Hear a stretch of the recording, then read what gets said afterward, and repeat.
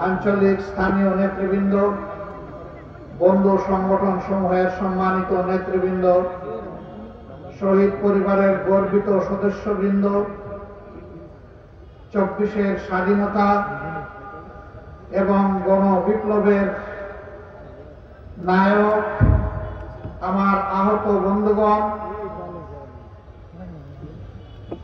প্রিয় সহকর্মী ভাই ও বোনেরা, সাংবাদিক বন্ধুরা, প্রিয় মৌলভীবাজারবাসী, আল্লাহ তাবারক ওয়া তাআলার শুকরিয়া আদায় করছি। রব্বুল আলামিন মুক্ত পরিবেশে আজ এমন একটি সম্মেলন প্রশান্তির সাথে আমাদেরকে অনুষ্ঠান করার তৌফিক দান করেছেন। সেই মহান রবের দরবারে প্রাণ খুলে শুকরিয়া আদায় করি, আলহামদুলিল্লাহ। আমি শ্রদ্ধা জ্ঞাপন করি এই পরিবেশ সৃষ্টি করার জন্য যে সমস্ত তরুণ তরুণী, ছাত্র সমাজ বুক পেতে জালিমের বুকে লুফে নেওয়ার জন্য রাস্তায় দাঁড়িয়ে স্লোগান দিয়েছিল, বুকের ভিতরে তুমুল ঝড়, বুক পেতেছি গুলি কর। এই তুমুল ঝড়টা ছিল 15.5 বছর একটি ফ্যাসিস্ট সরকার জাতির ঘাড়ে চেপে বসে জাতির সকল অধিকার কেড়ে নিয়েছিল। দেশকে কার্যত শ্মশান কিংবা গুরুস্থানে পরিণত করেছিল। ওরা মাঝে মাঝে বলতো এই দেশে নাকি অনাবিল শান্তি বিরাজ করছে। আমি ওদের আমলেও চিৎকার দিয়ে বলতাম, হ্যাঁ, শান্তি তোমরা স্থাপন করেছো, কবরস্থানের শান্তি। কারণ কবরস্থানে কোনো জীবিত মানুষ থাকে না, এই জন্য তাদের হাসি কান্না শোনা যায় না। বাংলাদেশকে তোমরা সমস্ত অধিকার হরণ করে, মানুষের সমস্ত অধিকার হত্যা করে সেই রকমই তোমরা গুরুস্থানে পরিণত করেছো, এই জন্য এখানে হাসি এবং কান্না শোনা যায় না। এই 15.5 বছর তারা খুনের রাজ্য কায়েম করেছিল। তার জানান দিয়েছিল ক্ষমতায় আসার আগে, 2 বছর আগে, 2006 সালের 28 অক্টোবর স্পষ্ট দিবালোকে লগিবন্টার তাণ্ডব চালিয়ে আদম সন্তানদেরকে নির্মমভাবে হত্যা করে তাদের লাশের উপর দাঁড়িয়ে যখন নর্তন প্রুদ্ধন করেছিল, তখন তারা জাতিকে জানিয়ে দিয়েছিল যে আমরা ক্ষমতায় আসলে এই খুনের রাজনীতি করব। আমরা সেদিন আমাদের বুকের কান্না বাংলাদেশের জনগণের কাছে হয়তো বা পৌঁছাতে পারিনি। বহু কায়দা করে বয়েন ফখরে একটি জঘন্য সরকারের হাত ধরে পিছনের দরজায় বোঝাপড়া করে নির্বাচনী ইঞ্জিনিয়ারিং করে তারা 2008 সালের 29 ডিসেম্বর যে নির্বাচন হয়েছিল সেই নির্বাচনে তারা জয়লাভ করেছিল। 9 সালের 10 জানুয়ারি থেকে ক্ষমতায় বসেই সেই খুনের নেশা বাস্তবায়নের কর্মসূচি তার হাতে নেই। সর্বপ্রথম তারা খুন করে আমাদের 57 জন কমিটেড দেশপ্রেমিক চৌকস সেনা অফিসারকে বিডিআর সদর দপ্তর পিলখানায় 25 এবং 26 ফেব্রুয়ারি। ক্ষমতায় আসলো 10 জানুয়ারি। 2টা মাসও যেতে না যেতে খুনের রাজত্ব তারা কায়েম করা শুরু করে দিল। সেনাবাহিনীর মনোবল ভেঙে দিল। বিডিআরকে ধ্বংস করে সেই বাহিনীর 17,500 সদস্যকে চাকরিচ্যুত করলো, 8,500কে জেলে নিল। জেলের ভিতরে এ পর্যন্ত 350 অধিক তারা মারাই গেল। আমাদের গর্বের এই বাহিনীটা ধ্বংস হলো। ক্ষমতায় যাওয়ার সিঁড়ি হিসেবে তাদেরকে ব্যবহার করে চক্রান্ত করে তাদেরকে ধ্বংস করে দিল। আমাদের গর্বিত এই বাহিনীর নাম বদলে এখন বিজিবি রাখা হয়েছে। আগে ছিল আমাদের নামের সাথে একটা শৌর্যবৃত্ত, বাংলাদেশ রাইফেলস। এখন নাম দিয়েছে বর্ডারের চৌকিদার। লোগো বদলিয়েছে, ড্রেস বদলিয়েছে, নাম বদলিয়ে ফেলেছে। কারা এগুলা করল? কারা হত্যাকারী ছিল? জাতিকে জানতে দেওয়া হলো না, লোকচুরি করা হলো। রাতের অন্ধকারে বিদ্যুতের আলো কেড়ে নিয়ে অন্ধকার করে খুনিদেরকে পালিয়ে যাওয়ার সুবিধা করে দেওয়া হলো। একটা বিশেষ দেশের প্লেন সেদিন কেন এসেছিল ঢাকায়? এরপরে হঠাৎ করে উদা হয়ে গেল কিভাবে? তার জবাব স্বৈরাচারী সরকাররা না দিলেও একদিন তাদেরকে দিতে হবে। আমরা সেই হত্যাকাণ্ডের বিচার চাই। এরপরেই শুরু হলো তাদের তাণ্ডব। তাদের প্রথম লক্ষ্যবস্তু বানাইল জামাত ইসলামীকে, যারা পরীক্ষিত দেশপ্রেমিক, যারা তাদের সততায় দেশবাসীকে মুগ্ধ করেছিল, দক্ষতার স্বাক্ষর রেখেছিলেন দায়িত্বের পরতে পরতে, সেই সমস্ত নেতৃবৃন্দকে ঠান্ডা মাথায় মিথ্যা অভিযোগ এনে সাজানো কোর্ট, পাতানো সাক্ষী দিয়ে এবং ব্রাসেলস থেকে রায় এনে সেই সমস্ত নেতৃবৃন্দকে খুন করা হলো, ফাঁসি দেওয়া হলো, কাউকে কাউকে তিলে তিলে মৃত্যুর দিকে ঠেলে দেওয়া হলো, তারা জেলের ভিতরে ইন্তেকাল। আল্লাহ তাআলা তাদের সকলকে মর্যাদাবান শহীদ হিসাবে কবুল করে। আমরা তখন আমাদের বন্ধু সমস্ত রাজনৈতিক সংগঠনকে বলেছিলাম, এটি জামাতের উপর আঘাত নয়, এটি বাংলাদেশের স্বাধীনতা সার্বভৌমত্বের উপর আঘাত।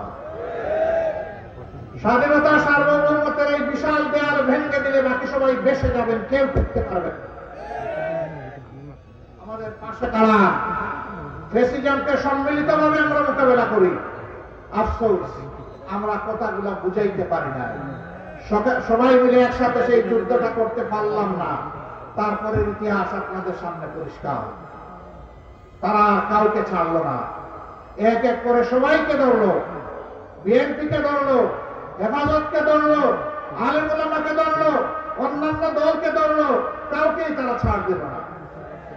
এবং এই যে সাংবাদিক বন্ধুরা আজকে এসেছে এখানে আমাদের নিউজ কভার করতে, তাদেরকেও ধরলো, তাদেরকে খুন করলো, তাদেরকে আমাদের সাথে গুম করলো, তাদেরকে আয়না করে পাঠালো, তাদেরও কাউকে ধরে ভারতের বর্ডারের ওপারে নিয়ে ফেলে দিল।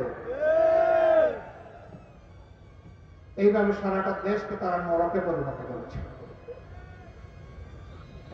15.5 বছর দফায় দফায় অনেক আন্দোলন সংগ্রাম আমরা করেছি, কিন্তু সেই আন্দোলনের পরিসমাপ্তি আমরা ঘটাতে পারিনি। স্বৈরাচারকে আমরা তাড়াতে পারিনি, ওদেরকে বিদায় করতে পারিনি। আমি গর্বিত, আমাদের সন্তানেরা সেই কাজটি পেরেছে।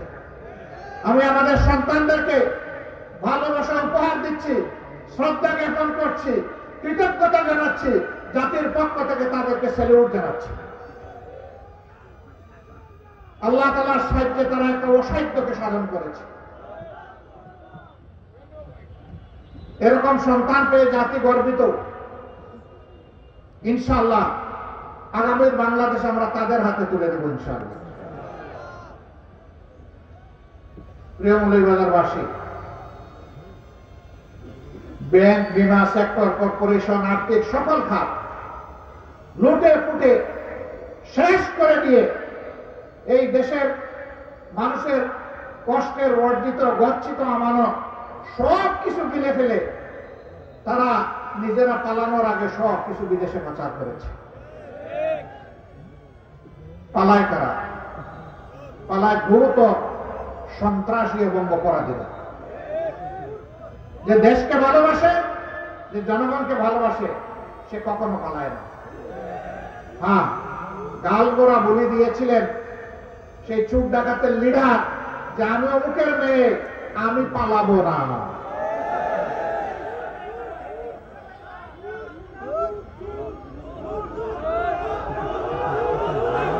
এই যে সব যুবকরা বলতেছে আমাদের ভোট সে শুরু করেছিল, 3টা নির্বাচন, আর তাদের বয়স 30-32 হয়েছে, তারা একটা ভোটও দিতে পারে না। তাদের সমস্ত ভোটকে জেনোসাইড করেছিল, গণহত্যা করেছিল, ভোটের গণহত্যা। এদের নৈতিক সাহস ছিল না দেশে থাকার, এই জন্য দেশ থেকে তারা পালিয়ে গেছে। আর পালাতে গিয়ে কারো কারো অবস্থা এমন হয়েছে, রশিদ, সিলেটবাসী তাদেরকে কলা পাতায় সরিয়ে দিচ্ছে। আপনারা রশিদ না বেরশিদ আমি বুঝতে পারিনি। তাকে জিজ্ঞেস করেছে আপনি কে গো? বলে যে আমি শামসুদ্দিন চৌধুরী। স্যার আপনি কি কালো মানি? বলে জি জি আমি কালো মানি। আপনি কোথায় আছেন? সম্ভবত ভারতে আছে। না গো জাদু, আপনি যেতে পারেন নাই, আপনি আটকা পড়ে গেছেন। কি দুর্ভাগ্য! সুপ্রিম কোর্টের একজন অ্যাপিলেট ডিভিশনের বিচারপতি, তিনি এতটাই দলবাস ছিলেন যে লাস্ট লজ্জার মাথা খেয়ে তিনি ওখানে বসে রাজনৈতিক হুঙ্কার দিতেন, বিচারকের চেয়ারে বসে। আল্লাহ তাআলা ন্যায় বিচারক। আসল বিচারটা হবে আসরের দিন, কিন্তু দুনিয়ায় আল্লাহ কিছু করেন, নাইলে দুনিয়ার ভারসাম্য রক্ষা হবে না। তাই সামান্য একটু আমরা দেখেছি মাত্র, আসলটা আল্লাহ তাআলার জিম্মায় রয়ে গিয়েছে। এই সমস্ত খুনি সন্ত্রাসী, সকল অপরাধী, এরা রাজনীতিবিদ নয়, এরা দুর্বৃত্ত। এই দুর্বৃত্তদের বিচার বাংলার মাটিতে করতে হবে। প্রত্যেকটা অন্যায়ের অপরাধের বিচার করতে হবে। প্রিয় ভাইরা, জাতিকে এরা 53টি বৎসর কায়দায় কৌশলে ফ্যাসিজমের মাধ্যমে বিভিন্ন ভাগে বিভক্ত করে রেখেছে। স্বাধীনতার পক্ষের শক্তি, বিপক্ষের শক্তি, মেজরিটি শক্তি, মাইনরিটি শক্তি, কত ভাবে যে এরা ভাগ করেছে জাতি। কারণ একটা জাতিকে যখন টুকরা টুকরা করা যায়, তখন তাদেরকে গোলাম বানানো সহজ হয়। এরা ধরে নিয়েছিল তারা দেশের মালিক, আর আমরা সবাই ভাড়াটিয়া। হ্যাঁ, মালিকরাই দেশে আছে, ভাড়াটিয়ারা পালিয়ে গেছে।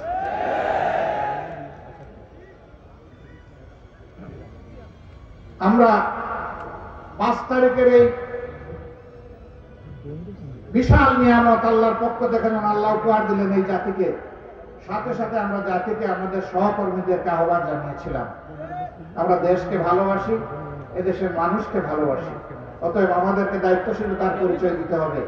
আপনারা শান্ত থাকুন, ধৈর্য ধরুন এবং দেশকে তার জায়গায় ফিরিয়ে আনতে সহযোগিতা করুন। আলহামদুলিল্লাহ, জনাব ওবায়দুল কাদের মুখে ভেঙচি কেটে কেটে বলতেন, আওয়ামী লীগ যদি ক্ষমতায় থেকে যায়, ভাই সেও আশরাফুল মখলুকাত, কাউয়া বলিয়েন না ভাই। তিনি বলতেন আওয়ামী লীগ ক্ষমতা হারান 2 দিনের মাথায় 5 লক্ষ লোককে খুন করা হবে। কে খুন করবে? বিএনপি জামাত খুন করবে। আমি আপনাদের কাছে জিজ্ঞেস করতে চাই, 5 তারিখের পরে 2 দিনে কি বাংলাদেশে 5 লক্ষ মানুষকে খুন করা হয়েছে? কেন হয়নি? কারণ যাদেরকে তারা দোষ দিত, তারা এই দেশকে ভালোবাসে। তাদের কোনো দিদির বাড়ি নাই, তাদের কোনো মাসির বাড়ি নাই, তাদের কোনো স্বামীর বাড়িও নাই। এই দেশই আমাদের প্রিয় বাংলাদেশ। এই দেশ নিয়েই আমরা, আল্লাহ তাআলা এখানে পয়দা করেছেন, গর্বের সাথে এই দেশ নিয়ে আমরা বাঁচতে চাই। তারা দায়িত্ব জ্ঞানহীন, কাণ্ড জ্ঞানহীন হলেও জাতি দায়িত্ব জ্ঞান সম্পন্ন। জাতি প্রমাণ দিয়েছে দেশকে, মানুষকে আমরা ভালোবাসি। তিনি যে দেশে আশ্রয় নিয়েছেন তারা আমাদের প্রতিবেশী। প্রতিবেশীর প্রতি সম্মান রেখে বলতে চাই, আপনারা শান্তিতে থাকুন, আমরা চাই। আমাদেরকে আপনারা শান্তিতে থাকতে দিন। আপনাদের পাকঘরে কি তাকাবেন আমরা জিজ্ঞাসা করি না, আমাদের পাকঘরে উঁকি মেরে তাকানোর চেষ্টা করবেন না। আমাদেরকে আপনারা সাম্প্রদায়িক সম্প্রীতির কথা বলেন, ভালো, আপনাদের নিজের চেহারা আয়নাতে একটু এর আগে দেখে নেন। আপনারা সেখানে যাদেরকে মাইনরিটি বলেন তাদের সাথে আপনারা কি আচরণ করেন। আমাদেরকে সাম্প্রদায়িক সম্প্রীতির সবক দিতে হবে না। যুগ যুগ ধরে এই দেশ সাম্প্রদায়িক সম্প্রীতির দেশ। এই দেশের মানুষ প্রমাণ দিয়েছে, সমস্ত রাজনৈতিক ধর্মীয় সংগঠন প্রমাণ দিয়েছে, আলিম উলামা প্রমাণ দিয়েছেন। 5 তারিখ থেকে 4 দিন এই দেশে কোনো সরকার ছিল না, অনেক দুর্ঘটনা ঘটে যাওয়ার সম্ভাবনা ছিল। দায়িত্ব নিয়ে আমরা আমাদের ভলান্টিয়ারদেরকে বলেছিলাম, যাও মানুষের পাশে দাঁড়াও। সকল ধর্মাবলম্বীদের উপাসনা তার কাছে পবিত্র, তার কাছে সম্মানিত। আজকে আমাদের পক্ষ থেকে তার পাহারা বসা। বৃষ্টিতে ভিজে, রোদে শুকিয়ে একটানা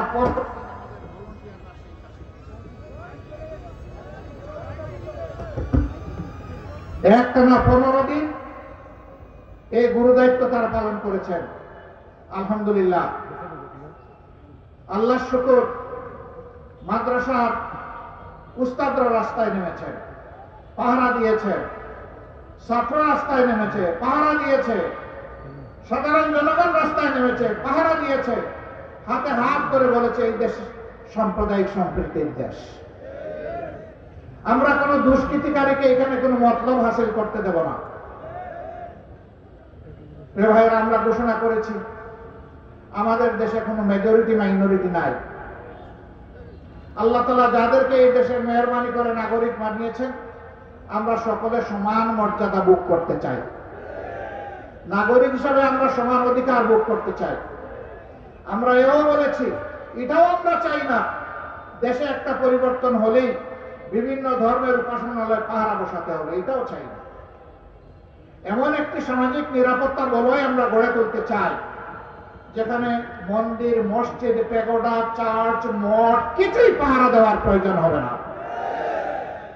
মানুষের বিবেক সব কিছুকে পাহারা দেবে। সম্মানিত ভাই ও বন্ধুগণ, ওরা তো গেল, সবকিছু শেষ করে গেল, কিন্তু আফসোস এই জাতির কেউ কেউ ওদের বদ খাসলত গুলা নিজেরা এখন ধারণ করেছে। আপনারা ইশারায় বুঝতেই পারেন, কারণ মৌলভীবাজারের মানুষ খুব সতর্ক মানুষ, ভাঙ্গা বলার দরকার নাই। আমি আমার দেশের ওই সমস্ত মানুষকে আহ্বান জানাবো, একটু শহীদদের রক্তের প্রতি সম্মান দেখান, মেহেরবানি। আমার পঙ্গু ভাই বোনদের প্রতি সম্মান দেখান। যে মা 10 মাসের সন্তান তুলে নিয়ে রাস্তায় নেমে এসেছিলেন, 4 তারিখে সাংবাদিক তাকে জিজ্ঞেস করেছিল, মা আপনি সাংঘাতিক কাজ করেছেন, এই অবুঝ শিশুকে তুলে নিয়ে আপনি কেন এই গুলির সামনে এসেছেন? তিনি বলেছিলেন, সন্তান আমার একটা নয়, এখন রাস্তায় যত যুবক যুবতী আছে সবগুলো আমার সন্তান। সুতরাং ওই সন্তানদের প্রতি সংহতি জানাতে আমি এখানে এসেছি। বন্ধু সাংবাদিক আবার প্রশ্ন করেছে, যদি আপনার জীবনের, সন্তানের জীবনের কোনো ক্ষতি হয়, বলে যে 2 জনই শহীদ হয়ে যাবে। 7 বছরের একটা শিশু, ও হাতের মধ্যে ইটের টুকরো নিয়ে পুলিশকে তাড়া করছে। তার সিনিয়ররা তাকে ধরে এনে বলছে, এই তুমি এখানে এসেছো? বলে যে আমি আন্দোলন করতে এসেছি। কেন তুমি আন্দোলন করবা? বলে ওরা আমার ভাইকে খুন করেছে। কে তোমার ভাইকে? বলে আবু সাইদ আমার ভাই। বলে তোমার বাড়ি কি রংপুর? কয় না, আমার বাড়ি ঢাকায়। তাইলে আবু সাইদ তোমার ভাই হয় কিভাবে? জাতির জন্য যে লড়াই করবে সেই তো আমার ভাই। তাকে বলেছে, ছোট মানুষ তুমি চলে যাও, আমরা আন্দোলন করব। তাই রাখেননি, আপনার আন্দোলন আপনি করেন, আমাকে আমার আন্দোলন করতে দেন। যদি তোমার বুকে গুলি আসে, কই আমিও শহীদ হয়ে আমার ভাইয়ের সাথে শরীক হয়ে যাব। অতএব আন্দোলনের ককপিটে বসা ছিল আমাদের সন্তানেরা, আর আবার বৃদ্ধ বনিতা সকলেই বলেছিল, আমরা আছি তোমাদের পাশে। সুতরাং এই আন্দোলনের ক্রেডিট এককভাবে কারো দাবি করা ঠিক হবে না। অনেকে ক্রেডিট দাবি করেছেন, তারা অন্যায় করেছেন। এই ক্রেডিট 18 কোটি মানুষ। মূল ক্রেডিট আল্লাহ সুবহানাহু ওয়া তাআলা, তিনি এই পরিবর্তন এনে দিয়েছেন আমাদের। প্রিয় ভাইরা, অনেকে আমাদেরকে জিজ্ঞেস করেছে, আপনাদের শহীদ কতজন? আমি বলি, যতজন শহীদ হয়েছে সবাই আমাদের শহীদ। শহীদরা কখনো দলীয় ভাগ বাটুরায় পড়ে না। শহীদরা জাতির গর্বিত সন্তান, জাতীয় বীর। তাদেরকে দলীয় পরিচয়ে পরিচিত করা অন্যায়। তারা জাতির সম্পদ। গেল ওরা, এখন আমরা কি করব? আমাদের স্পষ্ট অঙ্গীকার এই জাতির কাছে, আমরা চাই না জাতি আর বারবার প্রতারিত হোক। আমরা চাই ঘুষ, দুর্নীতি এবং চাঁদাবাদ মুক্ত একটা বাংলাদেশ। বলবে আপনারা পারবেন, তার প্রমাণ কি? 2টো প্রমাণ। 2001 থেকে 6 সাল প্রিয় সংগঠনের 2 জন শীর্ষ দায়িত্বশীল নেতা 3টা মন্ত্রণালয়ে তারা জাতিকে সেবা দিয়েছেন। আল্লাহর মেহেরবানি, তাদের কোনো নিকৃষ্ট দুশ্মনও সেই 3 মন্ত্রণালয়ে তাদের দায়িত্ব পালনকালীন সময়ে কোনো দুর্নীতি আবিষ্কার করতে পারে নাই। 2 নম্বর প্রমাণ, এত যন্ত্রণা, এত কষ্ট বুকে চেপে নিয়ে যেখানে আমাদের শীর্ষ 11 জন নেতাকে খুন করা হয়েছে, সবগুলো অফিস আমাদের তালাবদ্ধ করে রাখা হয়েছে, আমাদের বাড়িঘর বুলডোজার দিয়ে গুড়িয়ে দেওয়া হয়েছে, যেখানে আমাদের নিবন্ধন কেড়ে নেওয়া হয়েছে, বেদিশা হয়ে শেষ পর্যন্ত আমাদেরকে নিষিদ্ধ ঘোষণা করেছে। এত যন্ত্রণা বুকে নিয়ে আমরা বলেছি এই দেশকে আমরা ভালোবাসি, এই মানুষকে আমরা ভালোবাসি। আমরা ব্যক্তিগতভাবে কোনো প্রতিশোধ নেব না, তবে আমরা প্রত্যেকটি অন্যায় এবং অপকর্মের বিচার হোক তা দাবি করতেই থাকবো। প্রিয় ভাইয়েরা, এরপরে আমরা চাইলে বোধহয় কিছু কিছু হলেও চাঁদাবাজি করতে পারতাম, কিছু দখল নিতে পারতাম, কিন্তু আমরা এটা আমাদের জন্য হারাম মনে করি। আলহামদুলিল্লাহ আমাদের কর্মীরা সেই দায়িত্বশীলতা সহকর্মীরা পরিচয় দিয়েছেন। ভাই ও বোনেরা, আজকে যারা এখানে শরীক হয়েছেন এই সম্মেলনে, আপনাদের ধৈর্যের পরীক্ষা শেষ হয়নি। প্রিয় বাংলাদেশ গড়তে হলে আরো বেশি ধৈর্যের জন্য আপনাদেরকে প্রস্তুত হতে হবে। আপনারা কি পারবেন? আমরা জাতিকে কথা দিচ্ছি, আমাদের এই ভাই বোনদের এই হাতগুলো সত্যি আল্লাহকে সাক্ষী রেখে আমরা হাত তুলেছি। ইনশাআল্লাহ এই জাতির খেদমতের আল্লাহ সুযোগ দিলে আমরা একটা সাম্যের বাংলাদেশ গড়ে তুলব। আমরা বৈষম্যকে নির্বাসনে পাঠাবো, আমরা মেধার স্বীকৃতি প্রদান করব, আমরা পলিটোক্রেসি নয় মেরিটোক্রেসির ভিত্তিতে একটা জাতি গঠন করব। আমরা যুবকদেরকে শিক্ষা দিয়ে বেকারের হাত বানাবো না, যুবকদের হাতকে কর্মীর হাতে পরিণত করব ইনশাআল্লাহ। এই দেশে নারী পুরুষ নির্বিশেষে যার যার যোগ্যতা অনুযায়ী তার তার কর্মক্ষেত্রে সে কাজ করবে। এখানে ধর্ম বিবেচনায় নেওয়া হবে না, এখানে লিঙ্গ বিবেচনায় নেওয়া হবে না। যার যেখানে কাজ করার ক্ষেত্র এবং উপযুক্ততা রয়েছে তাকে সেখানে পরিবেশ তৈরি করে দেওয়া হবে। একটা সুষ্ঠু পরিবেশ চাই আমাদের এই জাতি। এই যুদ্ধ শুধু আমরা একা করি নাই, প্রবাসে যারা আছেন সমান তালে তারা আমাদের সাথে যুদ্ধ করেছেন। মৌলভীবাজার একটা প্রবাসী বহুল এলাকা, তাদের সবাইকে আমরা কৃতজ্ঞতা এবং ধন্যবাদ জানাই। এই মৌলভীবাজার ব্রিটিশ আমলের যোগাযোগের দিক থেকে একটা চমৎকার জায়গা ছিল, কিন্তু আফসোস বাংলাদেশের বহু জায়গায় শিক্ষা জাতির মেরুদণ্ড, শিক্ষার গুরুত্বপূর্ণ প্রতিষ্ঠান গড়ে তোলা হয়েছে, কিন্তু মৌলভীবাজারে আজ পর্যন্ত শিক্ষার কোনো ভালো প্রতিষ্ঠান সরকারি উদ্যোগে গড়ে তোলা হয়নি। এখানে কোনো বিশ্ববিদ্যালয় নেই, এখানে কোনো মেডিকেল কলেজ নেই, এখানে কোনো ইঞ্জিনিয়ারিং কলেজ নেই, এখানে কোনো এগ্রিকালচার বিশ্ববিদ্যালয় নেই। কেন? মৌলভীবাজার কি অপরাধ করেছে? এই দেশের ক্ষেত্রে কি মৌলভীবাজারের কোনো অবদান নেই? উন্নয়নে কোনো অবদান নেই? এই মৌলভীবাজারের একজন কৃতি সন্তান, যিনি একজন সফল অর্থনীতিবিদ এবং অর্থমন্ত্রী ছিলেন, সারা দেশকে তিনি সমান চোখে দেখেছেন। হয়তোবা নিজের এলাকার দিকে তিনি মনে করেছেন যে আমি যদি কিছু করি মানুষ বলবে যে সব আমার এলাকায় নিয়ে গেছি গোপালগঞ্জের মতো। তাকে শ্রদ্ধা জানাই। তিনি যা পেরেছেন করেছেন, আমাদেরকে রাস্তা দেখিয়েছেন। বর্তমান সরকারের কাছে আমাদের দাবি, আপনারা যদি এক নাকি আর একটি গুরুত্বপূর্ণ শিক্ষা প্রতিষ্ঠানের সিদ্ধান্ত নেন, সেটা যেন মৌলভীবাজারকে দিয়ে শুরু হয়। কমপক্ষে একটা দিয়ে শুরু করেন, হয় একটা মেডিকেল কলেজ দেন, অথবা একটা ইউনিভার্সিটি দেন, অথবা একটা ইঞ্জিনিয়ারিং কলেজ দেন, অথবা একটা এগ্রিকালচার ইউনিভার্সিটি দেন। একটা দিয়ে শুরু করেন, বাকিটা পরবর্তী নির্বাচিত সরকার এসে করবে, তখন আমরা দাবি জানাবো। আল্লাহ যদি আমাদেরকে এমন কোন সুযোগ দেয়, ইনশাআল্লাহ আমি তো দাবি জানাই গেলাম, আমাদের কাছে আর দাবি জানানো লাগবে না। আর যদি অন্য কেউ রাষ্ট্র গঠনের সুযোগ পায়, আমরা তাদের কাছে দাবি উত্থাপন করবো আপনাদের হয়ে ইনশাআল্লাহ। এই দাবি যৌক্তিক, এটা ন্যায্য পাওনা, এটা আমাদেরকে দিতে হবে ইনশাআল্লাহ। বাংলাদেশের চা বাগানের সবচেয়ে বেশি সংখ্যা এখানে। চা ছিল আমাদের দ্বিতীয় রপ্তানিকারক দ্রব্য, কিন্তু এখন বিমাতাসুলভ আচরণের কারণে, রাষ্ট্রীয় যথাযথ পর্যবেক্ষণ এবং পৃষ্ঠপোষকতার অভাবে আজকে চা শিল্প অনেকটা ধ্বংসের পথে।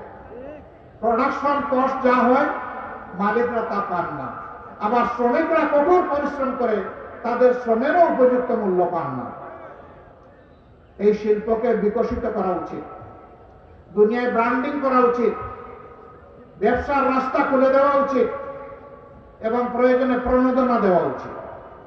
এটা আগে যদি আমাদের দ্বিতীয় অর্থ করি কৃষিজাত পণ্য হতে পারে, এখন কেন নয়? এখনো এটা সম্ভব। সদিচ্ছার অভাবে এইভাবে রাষ্ট্রের সবগুলা সম্পদ বিনাশ হয়ে যাচ্ছে।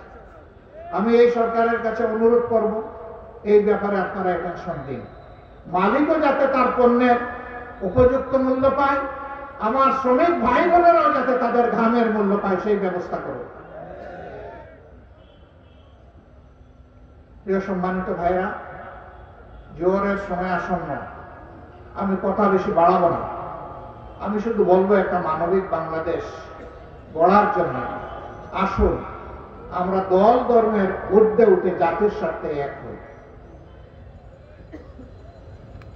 একটা ঐক্যবদ্ধ জাতি সব কেবল সামনের দিকে এগিয়ে যেতে পারে, বিভক্ত জাতি নয়।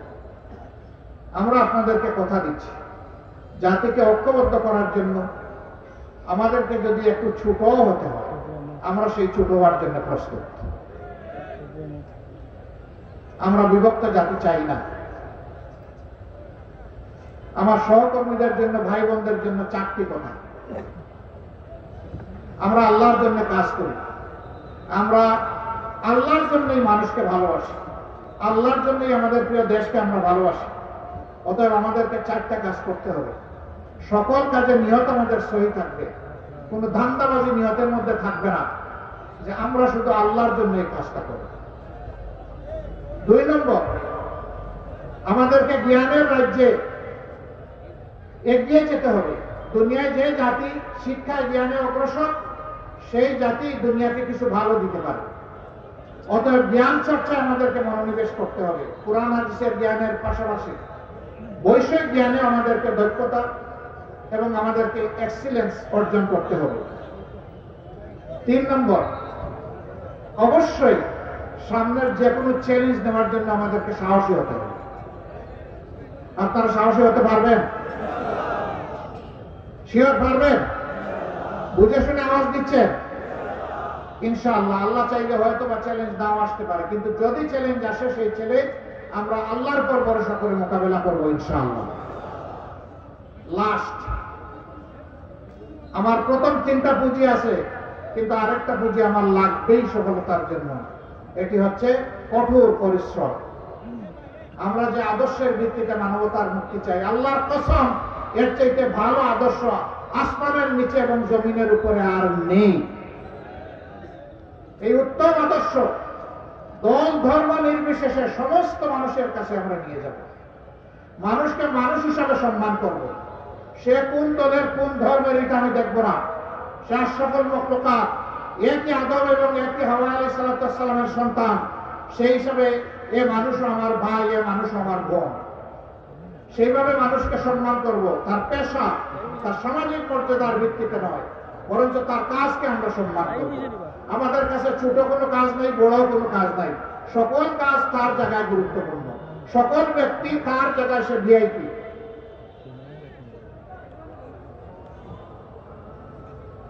আমি আপনাদের সকলকে আজকের এই সম্মেলন সফল করার জন্য আমার পক্ষ থেকে আন্তরিক কৃতজ্ঞতা জানাচ্ছি। নতুন